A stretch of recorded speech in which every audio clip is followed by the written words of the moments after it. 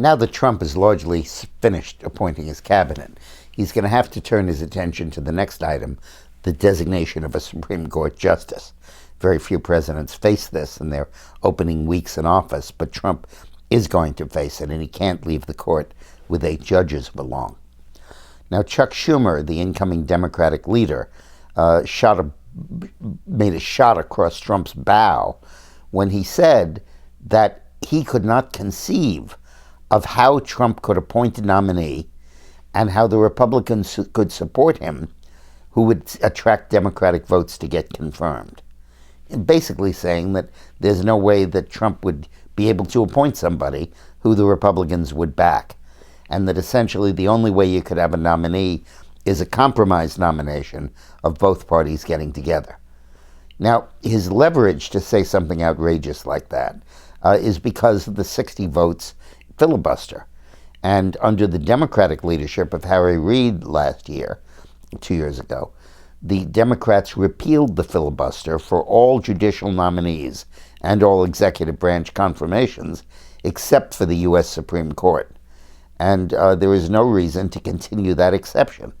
The Republican Party, when they take over the Senate, or as they continue their leadership of the Senate, should change the Senate rules to make it clear that a filibuster is not permitted in the case of Supreme Court nominees. 51 votes should be enough to confirm an appointee to the U.S. Supreme Court. What are the Republicans afraid of? They control the Senate now. The map in 2 years looks very favorable to them.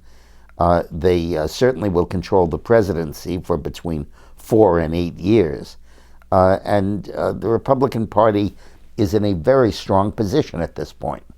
The best that can happen is for Trump to name solid conservatives, not just to the Scalia vacancy, but to vacancies that may well occur in the next 4 years, including Kennedy and Ruth Bader Ginsburg and perhaps one of the others. It is crucial that Trump have the ability to appoint candidates who he wants on the court. It's very clear that that's what Obama did. Nobody could possibly say that Sotomayor or Kagan, Obama's 2 appointees, were compromised choices. They were named by a Democratic president and confirmed by a Democratic Senate. The Republicans played very little role in that process. So I believe that now Trump should work with the Senate to eliminate the filibuster for Supreme Court nominees. Filibusters are inherently undemocratic. Majority should rule. And the check and balance built into the Constitution has worked, and the voters have decided to give the Republican Party complete power to nominate the Supreme Court judge and to confirm him. And the Senate rules should not stand in the way of that. Don't be fooled. If you have a senator from your state, a Republican senator, who goes out and says, oh, I'm pro-life, I'm for limited interpretation of the Constitution, I'm for limited government, I'm against Obamacare, and all that stuff, but I won't oppose the filibuster rule, I'll let it continue, he's a phony. Because until you repeal that rule, Trump won't be able to appoint, and the Senate won't be able to confirm someone who hews to those positions. So don't let him kid you. Let's repeal this filibuster rule.